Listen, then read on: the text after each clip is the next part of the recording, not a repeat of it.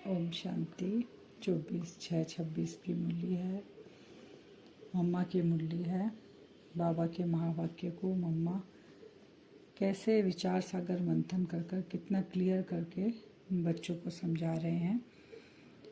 तो मम्मा कह रहे हैं, इस कर्म क्षेत्र पर कर्म अनादि चीज है, तुम्हें कर्म छोड़ना नहीं है लेकिन कर्म योगी बनना है। मम्मा कह रहे हैं, लास्ट तक आत्मा जब इस शरीर को छोड़ेगी तब तक भी कर्म हमें करना पड़ेगा। तो हमारा ये जो कर्म क्षेत्र है इसमें हमें कर्म योगी बनना है, कर्म के साथ योग को जोड़ना है। तो यह सृष्टि कर्म का खेत है। मम्मा कह रहे हैं ये क्या है, सृष्टि कर्म का खेत है जहाँ हर एक मनुष्य आत्मा अपना अपना पार्ट प्ले कर रही है। इसमें परमात्मा का भी पार्ट है, लेकिन वह आत्माओं के सदस्य जन्म मरण में नहीं आते। आत्माओं के सदस्य उनके कर्म का खाता उल्टा नहीं बनता। वह कहते हैं, मैं तो सिर्फ तुम आत्माओं को लिबरेट करने आता हूँ, इसलिए मुझे लिबरेटर, बंधन से छुड़ाने वाला, गति सदगति दाता कहते हैं। मम्मा कह रहे हैं कि ये जो कर्म क्षेत्र है ना, ये सृष्टि जो है, यहाँ पे हम जो भी कर्म हम करते हैं, जैसे खेत में बीज डालते हैं तो वो फलीभूत होता है, ऐसे हमारा कर्म भी फलीभूत होता है। अच्छा कर्म करेंगे तो अच्छा फल निकलेगा, बुरा करेंगे तो बुरा फल निकलता है। तो वो कौन भुगतता है? जो कर्म करते हैं, जो आत्माएं बीज बोती है, वो उसको ही भुगतना पड़ता है। फिर मम्मा बाबा के लिए क्लियर कर रही है कि बाबा जो है, परमात्मा है, वो जन्म मरण से रहित है, लेकिन उनको वो जब हमें दुख से निकालते हैं तो उनको हम कैसे पुकारते हैं? लिबरेटर, सदगति दाता, ऐसे कर कर हम आत्माएं परमात्मा को पुकारती हैं। आत्मा पर माया का जो बंधन चढ़ा है उसे उतार कर प्योर बनाते हैं। कौन बनाते हैं? परमात्मा के सिवाय कोई भी नहीं बना सकता हम आत्माओं को प्योर, क्योंकि आत्मा किसके बंधन में आ गई, किसके चंगुल में आ गई? 5 विकारों के चंगुल में। अब 5 विकारों के चंगुल से कौन छुड़ाएगा? जो नहीं होगा। तो परमात्मा का देह नहीं है, वो देह के बंधन में आते नहीं है, वो सदा प्योर है, तो वो आके हमको छुड़ाते हैं, तो प्योर बनाते हैं बाबा आके, और कहते हैं कि मेरा काम है आत्माओं को सर्व बंधनों से छुड़ा कर कर वापस ले जाना। शिव बाबा का ये काम है। तो सृष्टि के जो अनादि नियम और कायदे हैं उन्हें भी समझाना है। फिर इस मनुष्य सृष्टि की वृद्धि किस तरह से होती है, फिर वह टाइम भी आता है जब यह कम होती है। ऐसे नहीं कि बढ़ती है तो बढ़ती ही जाती है, नहीं, हर एक चीज की एक लिमिट होती है, अति के बाद उसका अंत होता है। तो वही मम्मा कह रही है, जो सृष्टि ऐसे वृद्धि होती जा रही है, करोड़ों आत्माएं आज 700 करोड़, 800 करोड़, 850 करोड़ ऐसे जो बढ़ रही है, मम्मा कह रही है वो कम भी होती है। तो सृष्टि में हर चीज का नियम है, अपने शरीर का भी नियम है। पहले बाल, फिर किशोर, फिर युवा, फिर वृद्ध। तो वृद्ध भी जल्दी नहीं, वृद्ध होते होते जड़ जड़ीभूत हो जाते हैं। तो हर बात का बढ़ना और उसका अंत होना, यह भी नियम है। अति की तरफ आदि से शुरू होके वो चीज अंत तक जाती है। तो बूढ़े हो गए, बूढ़े होने के बाद क्या, फिर आत्मा नया शरीर लेती है, चक्र फिरता रहता है। तो वैसे ये जो मनुष्य आत्मा इतनी बढ़ रही है, फिर कम होगी। अब कम कब होगी? संगम पर बाबा कह रहे हैं ना, अभी क्या हो रहा है, स्थापना विनाश दोनों एक साथ हो रहा है। विनाश होगा तो आत्माएं कम हो जाएगी सतयुग में। तो वैसे ये भी नियम है। इसी तरह से सृष्टि के जनरेशन का भी नियम है। एक जीवन के भी स्टेजेस है, तो फिर जन्मों की भी स्टेजेस है, फिर जनरेशन भी तो चली, उसकी भी स्टेजेस है। तो मम्मा करे ऐसे आहिस्ते आहिस्ते फिर एक धर्म होगा, कुछ कम आत्माएं रहेगी, फिर और धर्म आएंगे, फिर बढ़ते बढ़ते अभी अंत में अति की तरफ हम जा रहे, फिर कम आत्माएं आएगी, फिर विनाश होगा। तो इस हिसाब से बाप भी कहते, मेरा भी इसमें पार्ट है, मैं भी एक सोल हूँ, मैं गॉड कोई दूसरी चीज नहीं हूँ, मैं भी सोल ही हूँ, परंतु मेरा काम बहुत बड़ा है, ऊंचा है, इसलिए मुझे गॉड कहते हैं। बाबा मम्मा क्लियर कर रहे हैं कि शिव बाबा की जो है परम आत्मा है, वो भी कैसी है, जैसे हम आत्माएं हैं वैसे बाबा भी एक आत्मा ही है। तो मम्मा बता रही, जैसे मनुष्य का बच्चा क्या है, मनुष्य ही है, जैसे हम मनुष्य हैं तो हमारे बच्चे मनुष्य ही हैं। तो वैसे बिंदु स्वरूप आत्मा तो बिंदु स्वरूप परमात्मा ही है, परमात्मा का आकार भी वैसे ही है। तो आत्मा में कोई फर्क नहीं, इसलिए कर्तव्य में बहुत भारी फर्क है। इसलिए कहते हैं मेरा जो कर्तव्य सबसे भिन्न है। लेकिन फर्क कहाँ आ गया? कर्तव्य में आ गया। जैसे हमारा बच्चा, हम मनुष्य हैं तो हम उनके पिता हैं, माता हैं, तो हमारा जो फर्ज है, जो कर्तव्य है, वो बच्चों का कर्तव्य अलग हो जाता है। वैसे हमारे पिता शिव बाबा, उनका कर्तव्य अलग है, हमारा अलग है, लेकिन रूप सेम है। मैं कोई हद के एक धर्म का स्थापक नहीं हूँ, मैं तो दुनिया का क्रिएटर हूँ। वो हो गए धर्म के क्रिएटर, बाबा कह रहे। जैसे और धर्म स्थापक आते हैं ना, इस्लामी, बौद्धी, क्राइस्ट, वो सब अपने धर्म का स्थापना करते हैं। बाबा कहते हैं मैं कोई एक धर्म का नहीं हूँ, हद का नहीं हूँ, मैं बेहद का क्रिएटर हूँ। जैसे वो आत्माएं अपना काम अपने समय पर करती है, वैसे मैं भी अपने समय पर आता हूँ। हम सब आत्माएं सेक्शन में रहती है ना, सतयुग, त्रेता, द्वापर, कलयुग वाली आत्माएं आती है, अपना पार्ट बजाती है। बाबा कहते मैं भी आता हूँ, समय पर अपना पार्ट बजाता हूँ। मेरा भी कर्तव्य विशाल है, मेरा कर्तव्य महान है और सबसे निराला है। इसलिए कहते हैं तेरे काम निराले। भगवान के लिए कहते हैं ना, हे परमात्मा तुम्हारे काम निराले हैं, जो कोई भी मनुष्य आत्मा नहीं कर सकती, वो काम परमात्मा आके कहते हैं। उनको सर्वशक्तिमान भी कहते हैं। सबसे शक्तिशाली काम है आत्माओं को माया के बंधन से छुड़ाना और नई दुनिया का सैंपलिंग लगाना। इसलिए उनको अंग्रेजी में कहते हैं हेवनली गॉड फादर, क्योंकि वो क्या स्थापन कर रहे हैं? सतयुगी दुनिया। जैसे क्राइस्ट को कहेंगे क्रिश्चियनिटी का फादर, वैसे शिव बाबा को कहेंगे कि वो हेवन स्थापन कर, तो हेवनली गॉड फादर, हेवन का स्थापन परमात्मा। दूसरा गॉड इज ट्रूथ कहते हैं। तो ट्रूथ क्या चीज है? किसमें ट्रूथ? अब एक चीज क्लियर हुआ कि परमात्मा कौन है, आत्मा कौन है। अब है भगवान ट्रूथ है। ये कैसे? ये भी समझने की बातें हैं। कई समझते हैं कि जो सच बोलता है वही गॉड है, जो सच्चाई सत्यता से बोलता है वो गॉड है। लेकिन गॉड कोई और चीज नहीं, बस सच बोलना चाहिए, परंतु नहीं, ऐसा नहीं है कि गॉड इज ट्रूथ, भगवान जो बोलता है सच है। इसका मतलब ये नहीं है। गॉड इज ट्रूथ का मतलब ही है कि गॉड ने ही आकर के सभी बातों की सच्चाई बताई है हमें। गॉड इज ट्रूथ माना गॉड की ट्रूथ बतलाता है, उसमें ही सच्चाई है, तब तो उनको नॉलेजफुल कहते हैं। Ocean of knowledge, ocean of bliss, God knows माने ईश्वर जानता है, तो जरूर विशेष कुछ जानने की बात है ना। तो वह कौन सी जानकारी है? भगवान आके हमें इस सृष्टि के बारे में सब सच्चाई से बताते, जो आज तक हम कंफ्यूजन में थे। कोई भी मनुष्य आत्माएं चाहे कितने भी ऊंचे पद में हो, कितना भी साधना करते हो, लेकिन हमको सच्चाई नहीं बता पाए। वो सच्चाई परमात्मा बताते हैं सृष्टि के बारे में। यह नहीं कि मैं इसने चोरी की, गॉड नोज, भले वह जानता सब कुछ है, परंतु उसकी महिमा जो है ना, वही इसी पर है। अब कोई चोरी कर लिया, कोई दुख दे रहा है, कोई परेशान कर रहा है, बाबा कहते वो सब हम नॉलेज में नहीं रखते। बाबा के नॉलेज में वो सब नहीं है। बाबा का नॉलेज है बेहद का नॉलेज, सर्व आत्माओं के लिए बाबा आके देते, एक एक आत्मा के लिए बाबा नहीं देते। हमारी दुनिया जो नीचे गिरी है वह ऊंची कैसे चढ़े, इस चक्र की बातों को वह जानता है, क्योंकि ये पूरी दुनिया की बात आ गई ना, बेहद की, वो बाबा जानते हैं। इसलिए कहते हैं गॉड नोज। तो परमात्मा की महिमा उस तरीके से आती है जो मनुष्य से भिन्न है, क्योंकि उनका जानना सबसे भिन्न है। मनुष्य का जानना हद है, कहते भी है मनुष्य अल्पज्ञ है, और परमात्मा के लिए कहते वह सर्वज्ञ है। मनुष्य अल्पज्ञ माने अल्पकाल का ज्ञान है, परमात्मा के पास सारा ज्ञान है, सर्वज्ञ सबका ज्ञान है, माने बेहद का ज्ञान है, जिसको अंग्रेजी में नॉलेजफुल कहते हैं, यानी सर्व का ज्ञाता अथवा जानने वाला है। तो जो सर्वज्ञ है वह ट्रूथ को जान सकता है।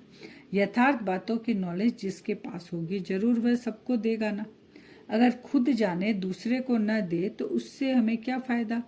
जाने दो, परंतु नहीं, उसके जानकारी से हमें कोई फायदा मिला तब तो हम उसकी क्वालिफिकेशन गाते हैं, उसके पीछे पड़ते हैं। कभी कुछ भी होता है तो कहते हैं हे भगवान अब तू यह कर, खैर कर, रहम कर, मेरा दुख दूर कर, क्योंकि वो आकर हमको ऐसा संगम युग में करता है।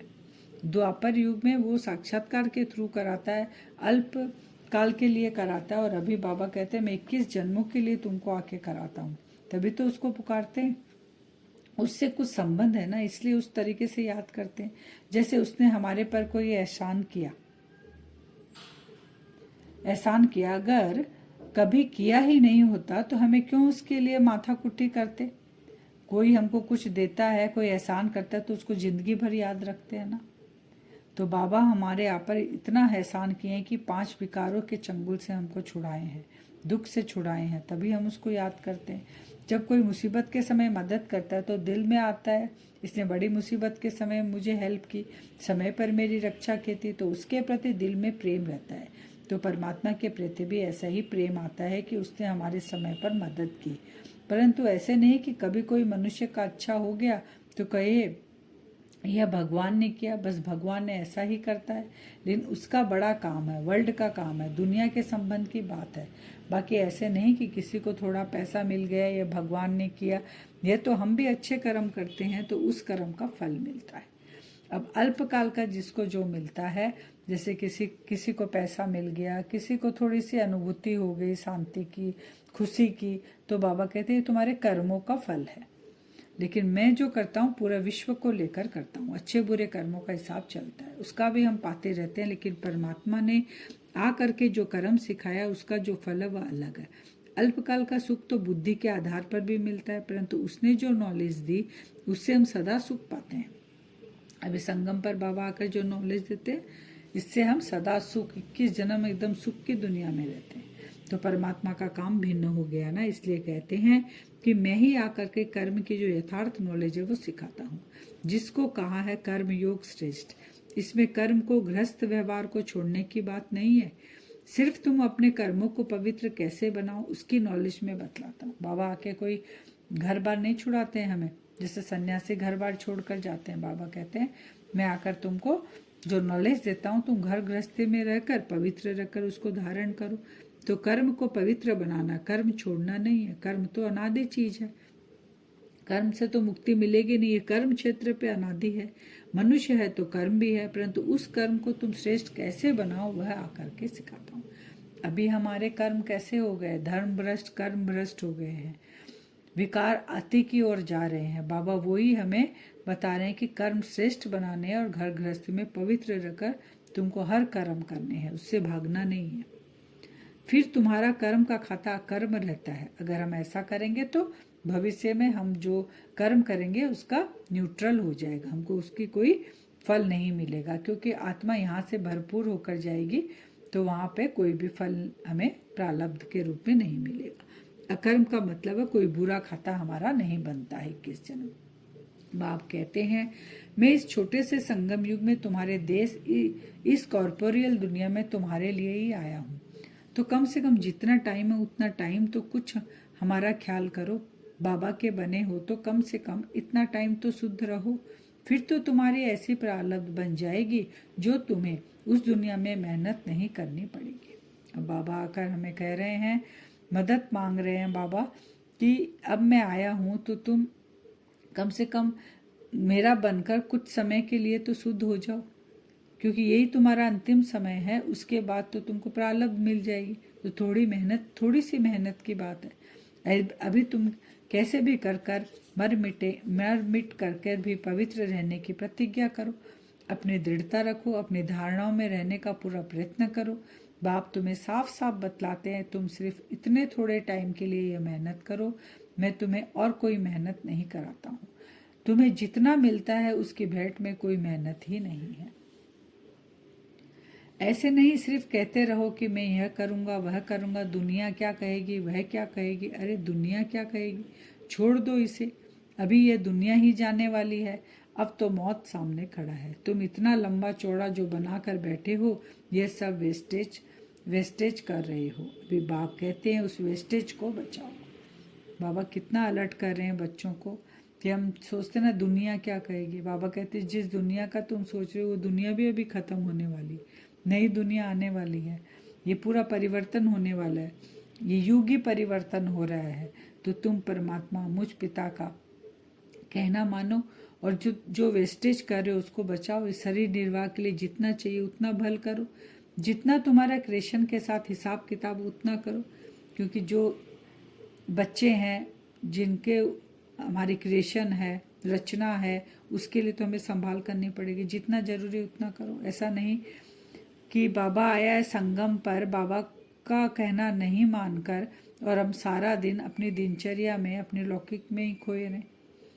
तो जो जरूरी है वह तो तुमको फ्री करता हूँ, लेकिन अभी ये जो एक्स्ट्रा रच रहे हो उसके लिए मना करता हूँ, क्योंकि अभी वह तो गिरना ही है।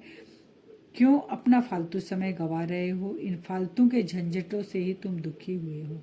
इन झंझटों से तुम कैसे छूटो वही तो तुम्हें बतलाता हूँ। फिर भी बैठ करके अनेक बहाने लगाना यह कहाँ की रीति है।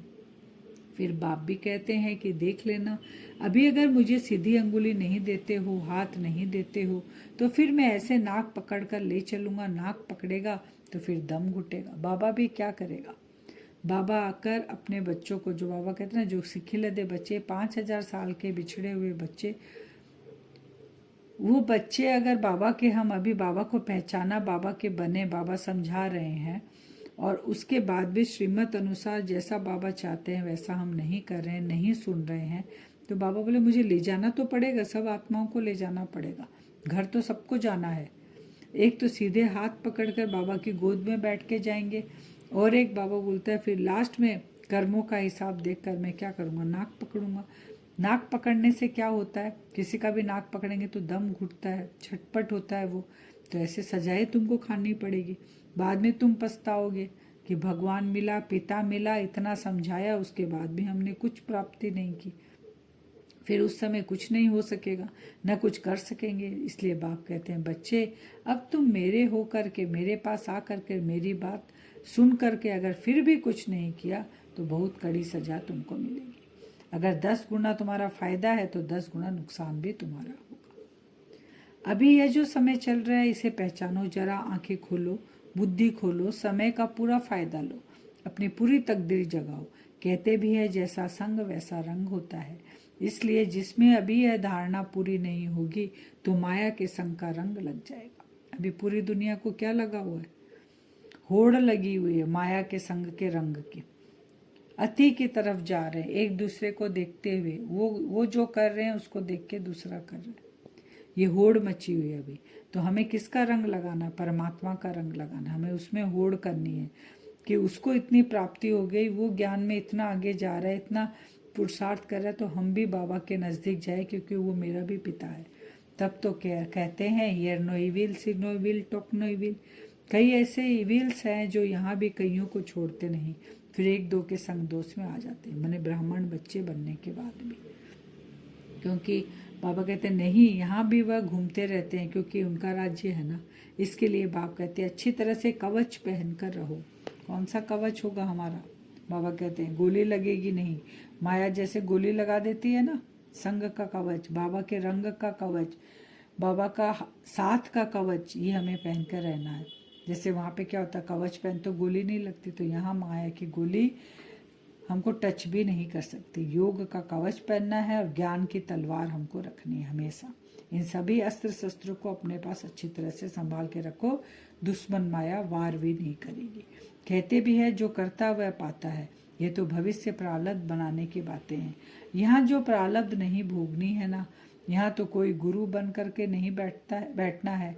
इसमें कोई मिसअंडरस्टैंडिंग न करे, इसलिए यह सब समझाया जाता है। तो यह सब बातें ध्यान में रख करके अपने को सेफ रखना। यहाँ कोई खर्चे आदि की बात नहीं होनी चाहिए। अभी यह सब खर्चा दूसरों के कल्याणार्थी यूज करना है। अच्छा, अब मम्मा के कुछ प्रश्न है। मम्मा, हम चलते फिरते योग की ऊंची अवस्था में कैसे स्थित हो सकते हैं? तो मम्मा उत्तर दे रहे हैं, वास्तव में अपनी यह लाइफ नेचुरल योग की हो जानी चाहिए, क्योंकि योग है निश्चय। तो हर दम निश्चय को कायम रख प्रैक्टिकल वह स्वरूप बन जाना है। निश्चय रूप बन कर्मेंद्रियों से कर्म करो। भल स्थूल कर्मेंद्रिया कोई भी कार्य करती रहे, मगर खुद को उस ही सुख स्वरूप अवस्था में लवलीन रहना है। आपका चेहरा सदा सुख स्वरूप रमणीक दिखाई दे, कोई भी अशुद्ध संकल्प विकल्प न रहे। ईश्वरीय आनंद में आंतरिक मगन अवस्था में रहो तो फिर कोई अशुद्ध संकल्प विकल्प की उत्पत्ति नहीं होगी। मम्मा कह रहे हैं ऊंची अवस्था कैसे होगी? क्योंकि हमको नेचुरल योग की अवस्था होनी चाहिए। जैसे लौकिक संबंधी लौकिक कार्य व्यवहार नेचुरल याद रहता है, वैसे ही हमारा ये अलौकिक जीवन जो है ब्राह्मण जीवन जो है उसमें बाबा की याद और वहाँ की जो दिनचर्या है वो नेचुरल याद में रहे, तो हम सारा दिन आनंद में, सुख के, शांति के वो जो स्वरूप है वो हमारे चेहरे पे दिखाई देगा। यह अति मीठी सुंदर अवस्था है जो समय पर मदद करती है। ऐसी अवस्था रहेगी, हर समय हमको वो मदद करेगी। कोई भी पेपर आएगा तो हमारी अवस्था इतनी पावरफुल रहेगी कि हम उससे आराम से निकल पाएंगे। ऐसे ईश्वरीय अलौकिक मीठी प्योर लाइफ बनाने का अब ही गोल्डन चांस हमको मिला है। जब हम योग में बैठते तो अंदर में मंत्र, पूजा, जप आदि कुछ भी नहीं करते। जैसे भक्ति मार्ग में कोई कोई अंदर ही अंदर प्रार्थना करते हैं, माला जपते हैं, मूर्ति को सामने रख फूल चढ़ाते हैं। वहाँ पे क्या होता है, पूजा करते कैसे हैं कि फूल चढ़ाते हैं, मंत्र जपते हैं भक्ति में ना, वह सब कुछ अंदर ही अंदर करते हैं जिसको मनसा पूजा कहेंगे। लेकिन हमारे योग में हम सिर्फ अपने स्वरूप में स्थित हो सुख स्वरूप बन जाते हैं। लेकिन हमारा ना फूल चढ़ाना ना मंत्र जपना, कुछ नहीं। हमको क्या करना, अपनी स्थिति में स्थित होकर अपने पिता के पास बैठना है, उसको अनुभव करना है बस। अपने मन सहित सभी कर्मेंद्रियों को कंट्रोल कर एकाग्रचित्त बन ईश्वरीय सुख स्वरूप बनना है। स्वस्थिति में स्थित होते ही तो सारी कर्मेंद्रियां कंट्रोल हो जाएगी। आज का वरदान है, बाप दादा के साथ द्वारा माया को दूर से ही मूर्छित करने वाले मायाजित जगतजित भव। माया मूर्छित कैसे हो जाएगी, बाप दादा का साथ अगर है, माया दूर से ही मूर्छित हो जाएगी, तो हम जगतजित बन जाएंगे। जैसे बाप के स्नेही बने हो ऐसे बाप को साथी बनाओ तो माया दूर से ही मूर्छित हो जाएगी। शुरू का जो वायदा है, तुम्ही से खाऊं, तुम्ही से बैठूं, तुम्ही से रूह को रिझाऊं, इसी वायदे प्रमाण सारी दिनचर्या में हर कार्य बाप के साथ करो तो माया डिस्टर्ब कर नहीं सकती, उसका डिस्ट्रक्शन हो जाएगा। तो साथी को सदा साथ रखो, साथ की शक्ति से व मिलन में मगन रहने से माया जीत जगत जीत बन जाएंगे। बाबा को साथ रखेंगे तो माया जीत जगत जीत बन जाएंगे, माया मूर्छित हो जाएगी। स्लोगन है, अपनी ऊंची वृत्ति से प्रवृत्ति की परिस्थितियों को चेंज करो। प्रवृत्ति में, घर गृहस्थी में रहते हुए ऊंची स्थिति अगर रहे, उपराम स्थिति अगर रहे, तो बाबा कह रहे हर परिस्थितियों को तुम चेंज कर सकते हो। अव्यक्त सारे सदा हर्षित रहने के लिए अपनी नेचर को सरल बनाओ, सहनशील बनाओ। अव्यक्त स्थिति रूपी दर्पण को साफ और स्पष्ट करने के लिए सरलता, श्रेष्ठता और सहनशीलता, इन 3 बातों पर ध्यान दो। साफ करने के लिए 3 चीज, सरलता, श्रेष्ठता, सहनशीलता। अगर तीनों में से एक भी बात की कमी है तो दर्पण पर भी कमी का दाग दिखाई पड़ेगा। इसलिए जो भी कार्य करते हो उसमें साधारणता दिखाई न दे, साधारणपन को श्रेष्ठ में बदली करो।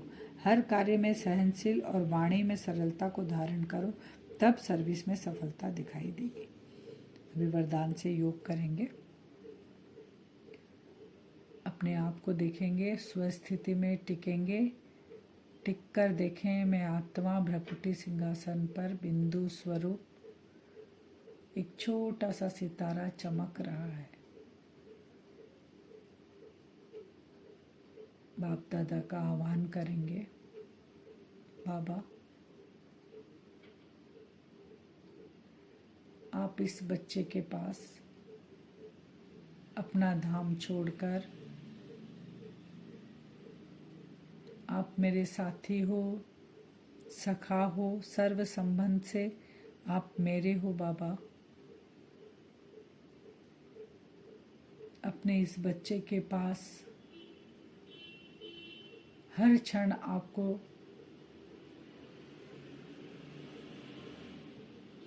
साथी बनकर, पिता बनकर, सखा बनकर रहना है। देखें बाप दादा का, मुझ आत्मा का जैसे ही संकल्प पहुंचा, बाप दादा नीचे की ओर मेरे सम्मुख आ गए। विजुअलाइज करें, बाबा ने मेरा हाथ पकड़ लिया,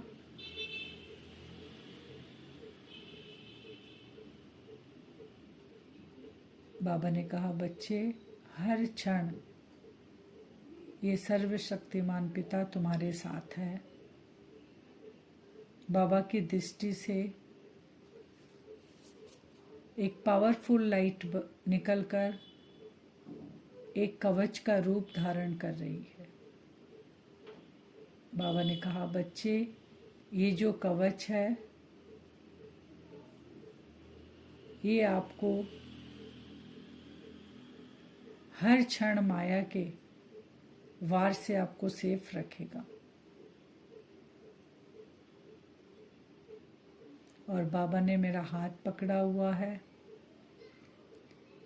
विजुअलाइज करते रहें, स्वयं परमात्मा भाग्य विधाता हर क्षण मेरा हाथ पकड़े हुए हैं और एक कवच धारण कर चुकी हूँ मैं आत्मा। जैसे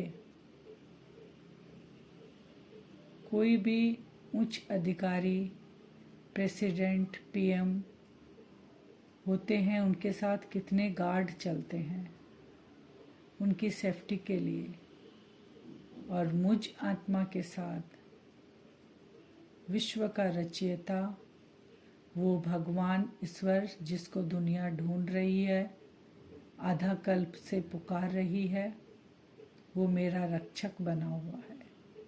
उसने मेरा हाथ पकड़ा है और मुझे कवच पहना दिया। सारा दिन विजुअलाइज करेंगे, मेरा गार्ड शिव बाबा है, मेरा रक्षक शिव बाबा है, और ये वाइब्रेशन चारों ओर फैलाएंगे आज हम। ओम शांति।